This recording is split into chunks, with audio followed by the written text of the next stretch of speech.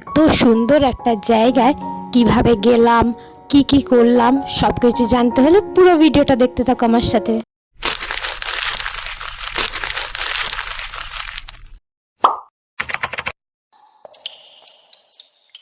প্রথমেই আমি চলে গিয়েছিলাম ট্রেনে করে।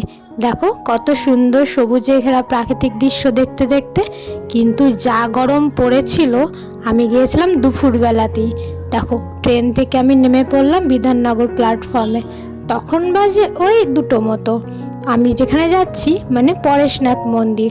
পরেশনাথ মন্দির সকাল 10টা থেকে দুপুর 12টা অবধি এবং বিকেল 3টা থেকে সন্ধ্যে 7টা অবধি খোলা থাকে। দেখো প্রথমেই আমি মেন গেট থেকে ঢুকে গেলাম এবং মেন গেট থেকে ঢোকার পথে দুই দেওয়াল জুড়ে কত রকমের শিল্পকলাগুলো দেখলেও কত সুন্দর মন ভরে যায়।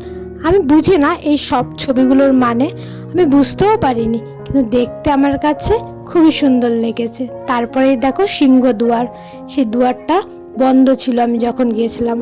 তারপরে 3টের সময় খুলে গেল সেই দুয়ার সবার জন্য। দেখো কত সুন্দর একটা উদ্যান, এত সুন্দর উদ্যান বিকেলবেলা গেলে মন সত্যিই ভরে যায়। দেখো তোমরা দেখতে থাকো। পাশে একটা পুষ্করিণী ছিল, সেখানে একটা কচ্ছপ, একটা না অনেকগুলো কচ্ছপ আমি দেখেছি, আর কত মাছ। দেখো একটা বিকেল শুধু এখানে ঘুরলেই মনটা কি সুন্দর ভরে ওঠে। আমি কিন্তু শুধু এইটা ঘুরিনি, এর আশেপাশে আরও 2টো মন্দির ছিল, আমি সেখানেও গেছিলাম। এটা হচ্ছে পরেশনাথ মন্দির, জৈন তীর্থঙ্কর পরেশনাথ মহাবীর, সেই পরেশনাথের উদ্দেশ্যেই এই মন্দিরটা বানানো হয়েছে। দেখো মেন মন্দিরের সামনেই হচ্ছে আর একটা মন্দির, যেটা খুব সুন্দর। এটা ছোট, চারপাশে গাছপালা দিয়ে বাগান ঘেরা এবং মন্দিরটাও অনেক শান্তশিষ্ট। আমি কোনো মন্দিরের ভেতরেই ছবি তুলতে পারিনি, তার জন্য বাইরের ছবিটা দেখালাম। দেখো এর সোজাসুজি আর একটা মন্দির সোজা, এটার ভেতরে তো ছবিই তুলতে পারিনি, তাই শুধু গেটের ছবি দেখালাম। তোমরা দেখতে থাকো।